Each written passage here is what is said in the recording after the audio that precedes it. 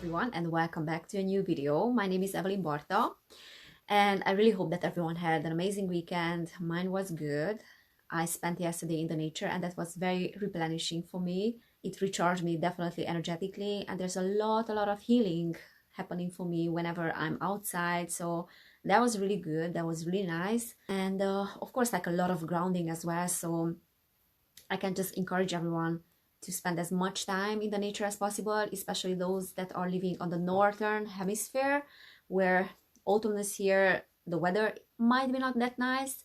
So whenever you get the chance, do that, because we do need those downloads and those upgrades that we are receiving from the sun. And in today's video, I will be talking about this Libra season a little bit, and then also 3 planets that are going direct in October, and then a new cycle as well that is starting on the 9th of October, which is Mars conjuncting the Sun and being in Libra as well, together with Mercury, which is still in retrograde. So interesting planetary events are happening. And I will be also talking about what is happening energetically, which I do feel like it's about a lot of healing, but then also expansion, movement and action. So like these two polarities, stillness, but then expansion and action at the same time. It is a month of polarities. It is a season of polarities as well. I did also ask the Pleiadians, okay, what do you guys have to say about these planetary movements, all these powerful planets going direct this month? And I just got some bits and pieces of information, to be honest, which I'm going to share with you.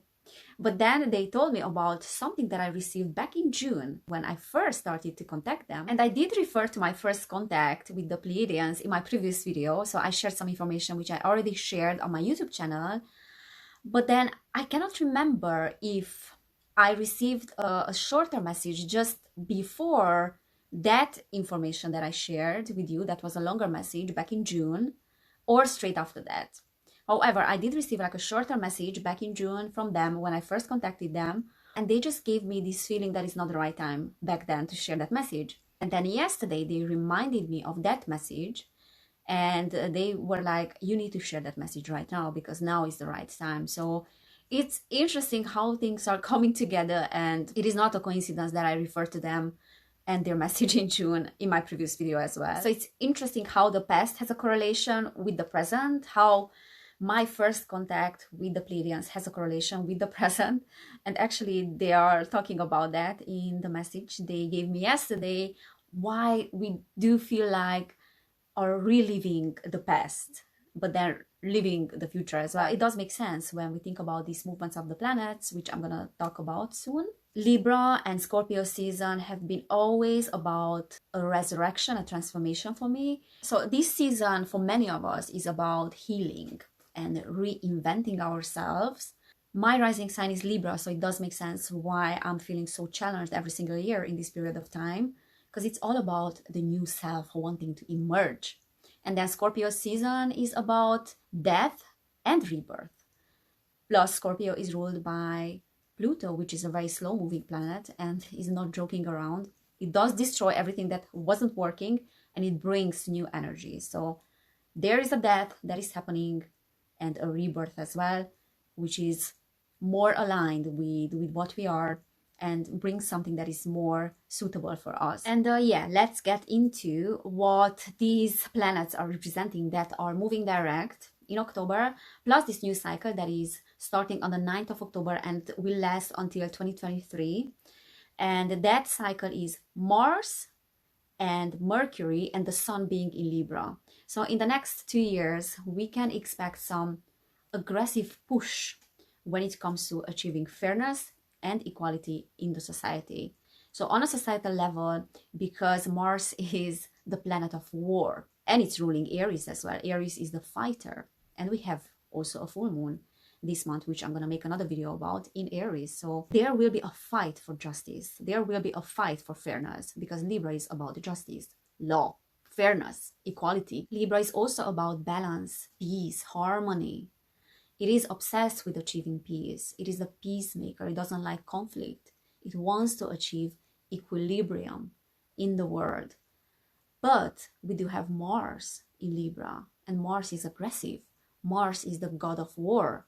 Mars is giving this aggressive push. So peace will want to be achieved by aggressiveness. Mars is also ruling the police, the army, so it does bring aggressiveness and anger in that area, in the area of the police dealing with whatever is going on right now. For example, we can see that happening, but then also brings anger from the side of people, because Libra is the sign of people, the human ability to connect to each other, and justice as well, and fairness. So peace cannot be achieved without dealing with this aggression that comes from both sides. Libra also represents the Supreme Court, laws, exchange in between people, the commercial dealing with each other, exchange of goods, exchange of values as well. So this new cycle starts our focus to go into the direction of collaboration, of exchanging values and goods, and making sure that instead of focusing on the profit of self, of one individual or one institution to the expense of others, we do have to collaborate and make sure that we all have the best position in any situation, that our basic needs are being met, and we can get further if we are collaborating and cooperating. Mars is also the planet of assertiveness, of the ability to stand up for each other and for ourselves as well, the ability to see that we have power, and we do have the power to take our power back as well. So there will be a drastic need and push to act and react and to learn from that experience as well. But because we have Mercury also in Libra, but Mercury is retrograde, that will represent a slower learning, a hard way of learning. So things will not be without a challenge when it comes to learning, when it comes to our communication as well between each other, because Mercury is also ruling communication with each other. So there will be some hardship in that area of communication and at learning and communicating those values without being aggressive, but we are getting there, and this new cycle will bring more togetherness. Libra is representing balance, but the whole concept of balance doesn't exist without polarity. So there have to be two sides of the coin, two polarities, in order for the definition of balance to even exist. So polarity will be something that we need to deal with on a societal level as well, but then inside of us as well, this fragmentation that needs to come together. We need to integrate certain things. We need to solve this fragmentation within us as well, and then we can solve the fragmentation in the society as well. And in my previous video, I pulled a card that was this card of purity. And I talked about how purifying can be the first snow, because it smoothens sharp edges, it brings clarity, and there's such a beauty in the challenges that winter represents. But what I was thinking about is that that animal, that wolf or fox, I cannot figure out what is that, has two colors. So those two eyes represent the polarity within the society, that polarity that can bring togetherness. This polarity can help us to integrate that fragmentation within us and to bring ourselves back into being a whole, into being complete. Also, winter can represent this autumn season, which is more like an incubation season for many of us. I do feel like autumn for me, this Libra and Scorpio season, is like winter. It is a time to rest. It's a time to reinvent myself, as I said. So for me, spring starts in December after the Scorpio season. It is so funny. So then let's go back on the 7th of October, where we have Pluto going direct. And as I said, Pluto is the planet of death and rebirth. Pluto is helping us to let go of things which I talked about many, many times, things that are not serving us well any longer, things that are not serving society any longer either, things that we cannot learn anything from any longer. Letting go and abandoning things that we do know that are dead, but we do still hold on to those things out of fear, out of the uncertainty of the future. But this is the time to understand that the more we are letting go of, the more we will get, the more we will achieve, the more abundance will come. So it's almost like a sacrifice of those things that are not bringing us any lessons any longer. It is part of our expansion. And as I was saying, this reinvention of the self, it's all about self-discovery, how we react to danger, what parts of ourselves are being activated when we perceive danger, when we perceive uncertainty in the world, like dealing with that uncertainty and real soul searching and self-inventory that will bring this rebirth. So that is Pluto about. And also checking which people, places, and things we are identifying ourselves with, and to let go of those identifications. Because we do love to identify ourselves with people. And you would be surprised how many things you are identifying yourself with. Whenever you are saying that I am, or this is my whatever, you did identify yourself with that thing. First of all, identity is the ego that is perceiving itself separate, as a separate entity from everything else. And identity has been serving our universal expansion for such a long time because oneness cannot conceive of itself. Oneness had to be split in many, many pieces, many, many fragments in order to perceive itself as having an identity, as being separate, to have the awareness of itself, because oneness in and of itself cannot have the awareness of itself. So it has to be separate. So we do need singularity and separation in order to perceive ourselves. But what is not natural and healthy is when we identify ourselves with things, people, and places. And identification means that you perceive that particular thing as one with you.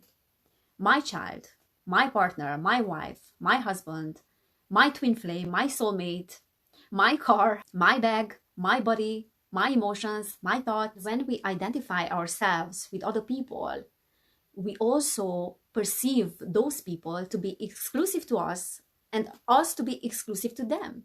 So if you are my friend, then you cannot be someone else's my friend as well. If you are my soulmate, you cannot have other soulmates. If you are my husband, you cannot be anyone else's husband. I know it's crazy because society has taught us to enforce that ownership by getting married, by buying a house, by buying the car. So we do have ownership over those things and they are exclusive to us. So if I identified myself with you and I consider you to be the love of my life, that means that you cannot be the love of anyone else's life. You cannot be anyone else's twin flame. You cannot be anyone else's soulmate. You can only have me because you are my identity. Now the problem is, and the law of the universe is, that identity carries within the opposite polarity, which can be separation. We do identify ourselves with our bodies as well, and we give that body a meaning. Whenever we like how our bodies look like, or we are used to a certain shape of our bodies, and when we lose that shape of the body, automatically we do feel like we lost our identity as well.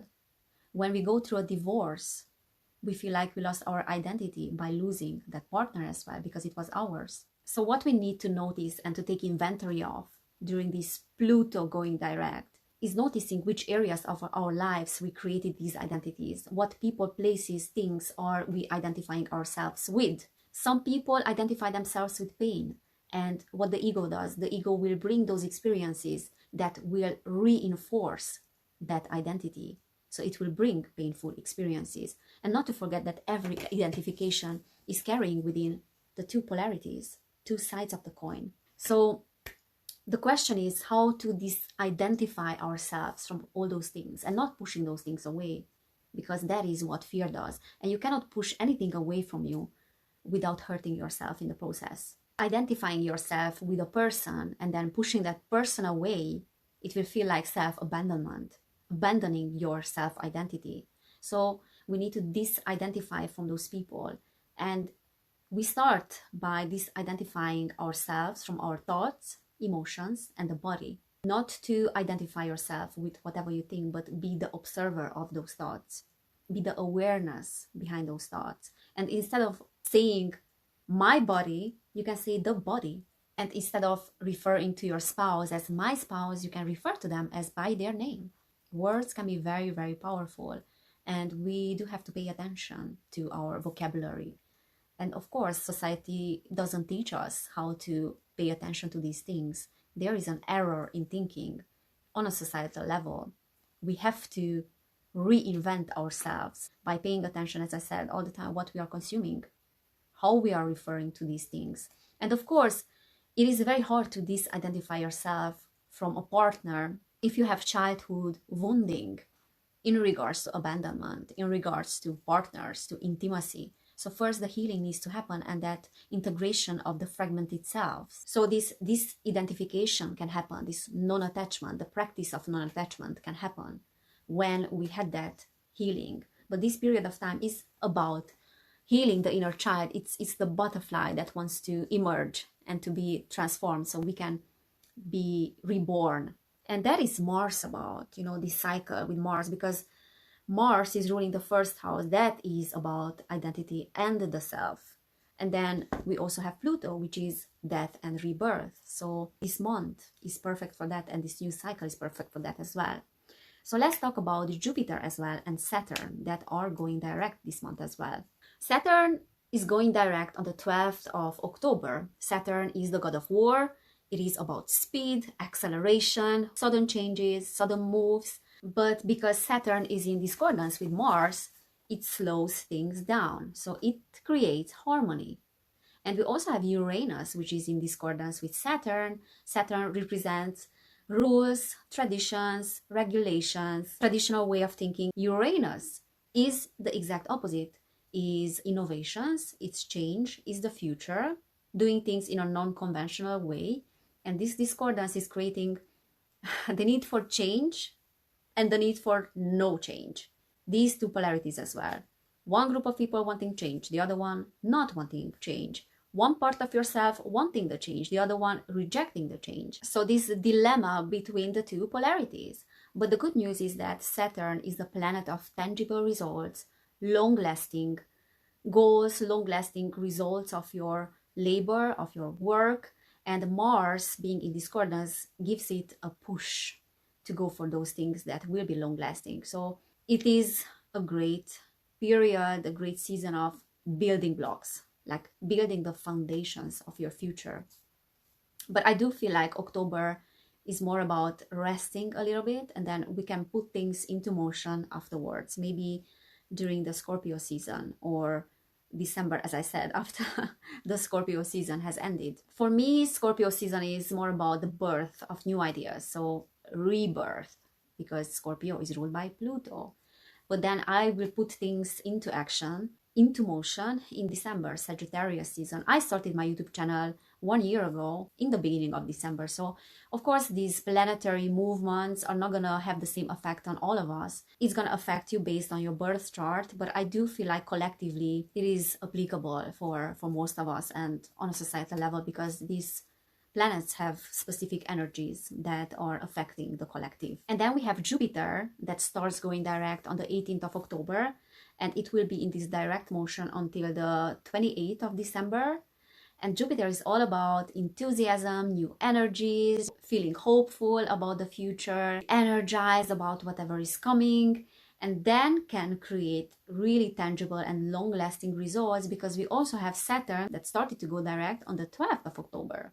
So because of these two planets, we can really create long-lasting results, or at least creating the ideas of those long-lasting results and then to put them into action afterwards. So very intense energies this month. And if you don't feel like you want to interact with people, or you just need some solitude because you are building the blocks and the foundation of your future, and we do that collectively as well, then take some time off. Be out of the office if you can. If you have to go to work, of course, you will go to work. But make sure that you are creating this spiritual cocoon for yourself where you can reinvent yourself. And as I said, it's all about polarities. Libra is the polarities, so Libra season will be about reinventing yourself by finding solitude, but then also putting things into action as well, because we do have Mars that is very aggressive and very action-oriented. And you know, sometimes we are setting things into motion by being still. So not doing, but being. And the yin and yang need to go together and need to create a balance. And this is what this season is about. Okay, and let me share what I received from the Pleiadians and the message that they wanted me to share now, because it's making more sense than back in June. But first, I did connect to them last night, and as I said, they gave me bits and pieces of information, not like a long message as I usually receive. And what I heard from them was this season being about leaning on each other. And that is totally making sense. I talked about that this new cycle will be about that, leaning on each other when it comes to exchanging values and goods as well. They also said that reliving the past simultaneously with living the future, reliving multiple incarnations, multiple timelines, and parallel universes. So as I said, like future and past colliding, and living the future and the past and the present at the same time. And I do feel that as well. Like last night I did have a dream about someone from the past. It was a very lucid dream, and they had a completely different personality to what they had back then, like many years ago when I knew them. So it is about reinvention on a collective level as well. We will feel that we are changing identity, we are changing our personalities. And I do feel like it does have to do with those walk-ins that we heard about, that is happening, soul swapping that is happening in this period of time. So many people will change personalities, many people will change identity. And what they shared back in June was this message. I'm gonna read it for you now. Sweet and short message. You are healing the energy of the subconscious trajectory conditions. You are sovereign beings, and the light protects you all when you are stumbling upon difficulties. Systematic progression is all that you are going through, and your minds are perpetuated by higher levels of understanding. Sometimes it's difficult to understand the process of this evolution, but we are here, and explanatory systems are opening up. A recreation of the mind will go against what's the possible outcome of the trajectory of this timeline. Please understand that your evolutions are not determined by time, but they are determined by your energetic construct and electromagnetic frequency. You are being projected and resurrected. So it is very interesting, because I do think that the reason why they wanted me to share this message now at this time is because they talk about resurrection, and this is the time where many of us will feel resurrected, that a new self is emerging. So it is so interesting. They also talked about being difficult to understand this evolution, but we do have to know that explanatory systems are opening up, and the recreation of the mind that is taking place right now will go against what's the possible outcome of this timeline, meaning that the recreation of the mind is getting us to a new timeline. And before I stop this recording, I wanted to share with you two cards, because it's gonna be again a long video. Two cards that I pulled before I started to record this video in regards to these planetary changes. And one of them was the All That Glitters card, but in a reverse position. So it came out like that. And the Flexible card. And this All That Glitters card in this reverse position is talking about not being delusioned, being careful about not being delusioned by anything that is too shiny and too glittery. Because beneath and under that glitter, something really rotten is hiding. And my mind immediately went to the authorities when they are trying to convince us by offering rewards if we take certain decisions, or having this and that if you are taking that direction. But if you're not taking that direction, then you're not going to have this and that. And of course, I was thinking about the injection, which I'm not saying that is right or wrong if you take it. There's no right or wrong. Everyone does what they want. We have free will. But what is unethical is trying to offer rewards as pressure on your free will if you take certain decisions, and to blame those that are taking another direction for the safety of other people. So of course, this All That Glitters card in this reverse position can mean something else for each and one of us, but it's all about using your discernment and not being caught up with anything that you hear without really asking the question from yourself, from deep within, what is that you want? And are you taking certain decisions because your heart is telling you that you have to do that, or you are doing that because you are being pressured by others and you don't want to be excluded from a group of people if you don't do certain things? So using your discernment, not being influenced, and being flexible when it comes to the different opinions, because there's so much polarity, and there will be so much polarity still And it's important to be flexible, not to take sides, not to be too rigid, because being unflexible only creates pressure, only creates separation and conflict. And whatever doesn't bend, it breaks. So being rigid will lead you to a breaking point. Just as a tree is being flexible when there's a huge wind that is coming. And trees can only survive big storms when they are being flexible as well. And they are bending and relying on their very strong roots that will support them. That is the secret of every tree, that will survive the biggest storms. And we are going through a big storm now collectively. And the only way to survive that storm is not to take sides, using your discernment and being flexible, because otherwise we will break. So that was today's message, guys. I really hope that you could resonate with it. It was a little bit of a long video. Lately I do have these long videos, but I really enjoy them. I do enjoy every single moment of these YouTube experiences. So if you resonated with the message, you can feel free to subscribe. You can feel free to share it with others as well. Hit the notification bell, give it a thumbs up if you liked it. If you didn't, give it a thumbs down. And I'm so grateful for all of you. I am very appreciating every single one of you. So thank you guys for watching again. Take care of yourselves, and I cannot wait to see you in my next video. Kisses.